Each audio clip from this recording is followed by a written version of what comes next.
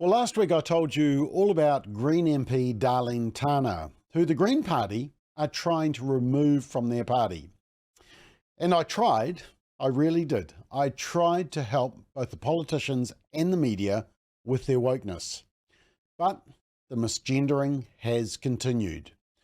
And it's not only that, it's becoming really confusing. So I'm hoping that you can help clear things up for me.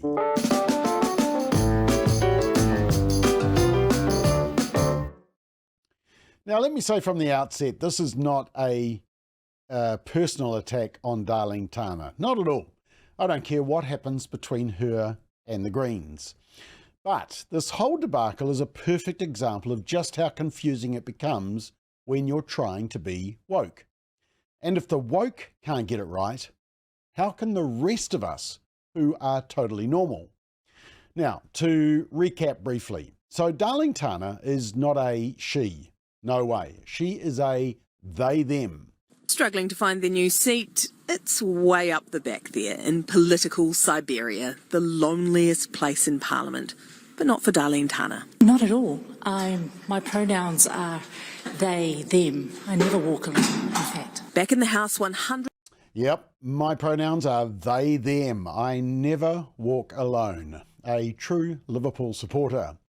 Now, the media thought, and they said this, they thought she was taking the PISS. But nope. Asked by Stuff to clarify her pronouns, Darleen Tana apparently responded in a text message, quote, "Because I never walk alone. Thank you." Now, remember my new word, which I really hope is the dictionary.com word of the year for 2024. Misgenderwoked. Misgenderwoked. That's my new word. Misgenderwoked. It's misgendering someone by trying to be woke, but not woke enough. Misgenderwoke. Now, remember that when we last talked about this, that I explained that the media that obviously got told off and got told to stop misgendering her and to woke up. So here is Stuff's article. Darleen Tana writes to Green members arguing to keep their seat. One News, former Green MP Darleen Tana says they have no intention of resigning. News Talk ZB, witch hunt, Darleen Tana says attempts to get them to resign were premeditated.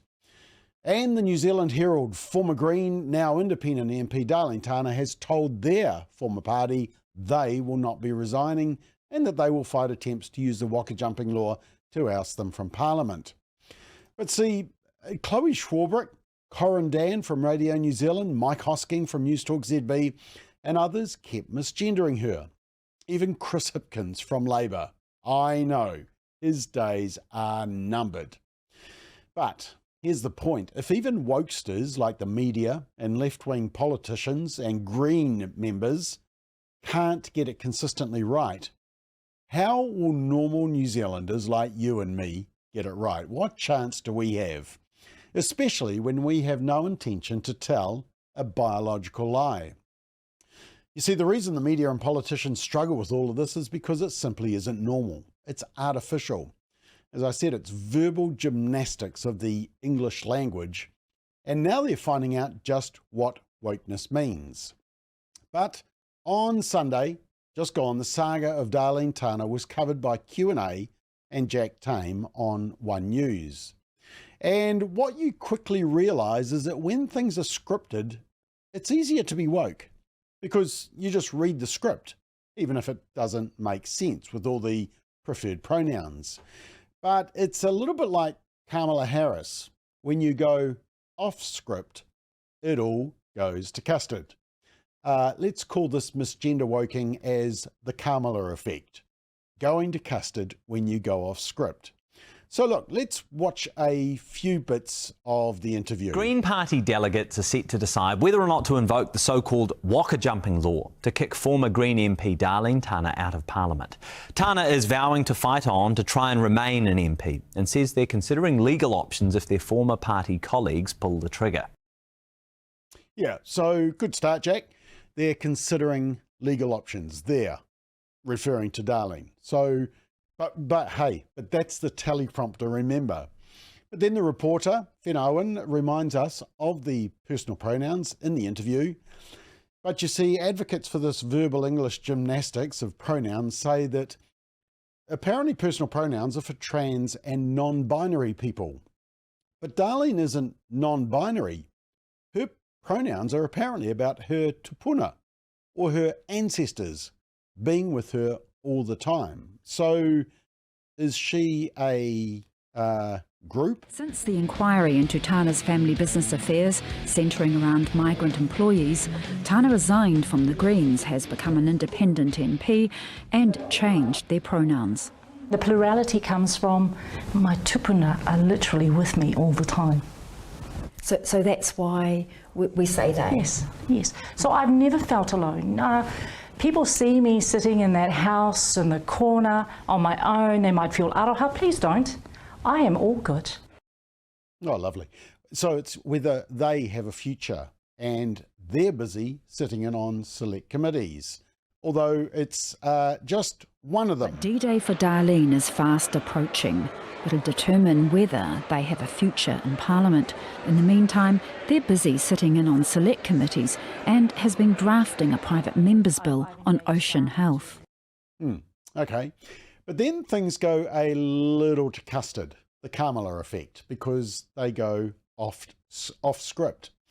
And it's by a law professor, no less. I mean, have a watch of this clip and count the misgendering. Professor Andrew Geddes suspects Tana has sought legal advice.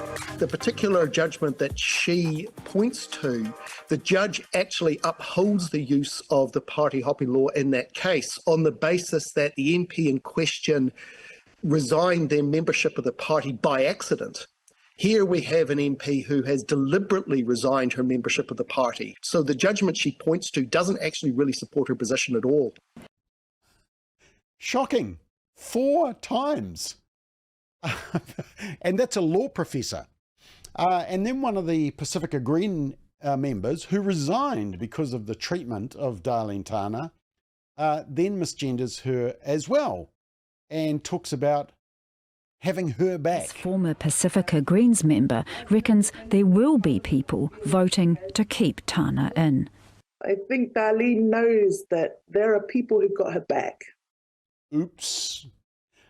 And then our lawyer is back. Now remember, he has been misgendering Darleen Tana, but then he refers to they don't have strong legal grounds to win and political battle they are going to have to fight.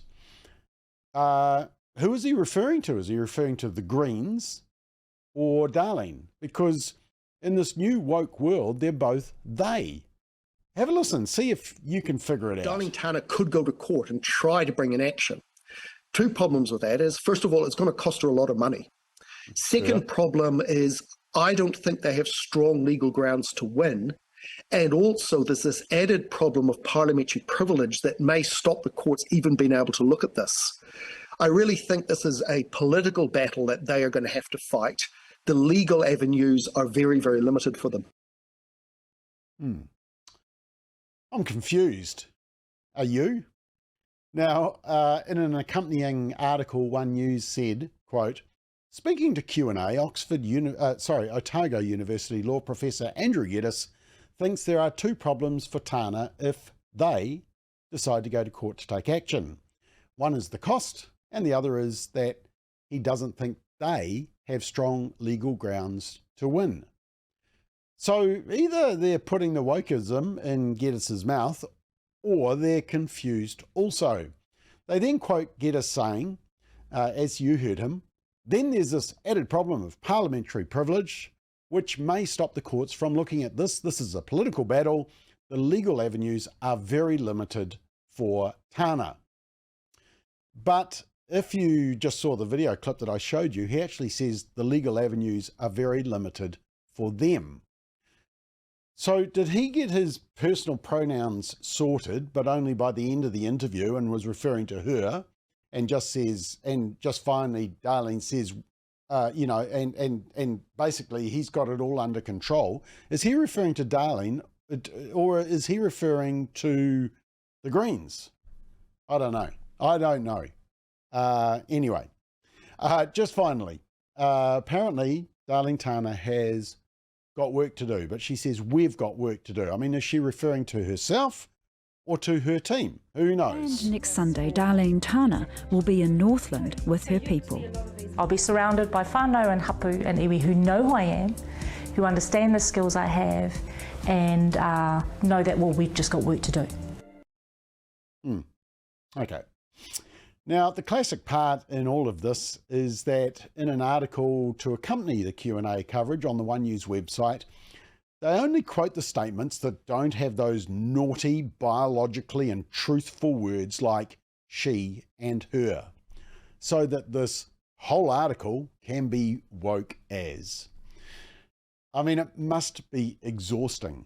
Now, why does this all matter? Why have I come back to this issue apart from to make a bit of fun of just this misgendering and how confusing it is? Well, the reason is it's very prevalent at the moment. This is not about Darleen Tana. This is about misgender woking and what happens when even woke people go off script. The Law Commission are currently asking for submissions on the issue of whether transgender and non-binary people and people who never walk alone like Darleen should have special protections under the Human Rights Act, and whether those people who believe in biological truth and don't buy gender ideology should be deemed to be discriminating and therefore subject to possible punishments. Now, they have a whole section on misgendering. In fact, misgendering is mentioned almost 50 times in the Law Commission paper. For example, they say, we think a New Zealand court or tribunal could hold that persistent misgendering and dead naming was in breach of Part 1A of the Act. That's in paragraph 17.47. So Andrew Geddes could be in trouble for persistent misgendering. And they also say the Human Rights Act could stipulate that misgendering and dead naming are forms of discrimination that are unlawful. But if the woke can't get it right, us normal people are stuffed, aren't we? Well, that's it from me. Us.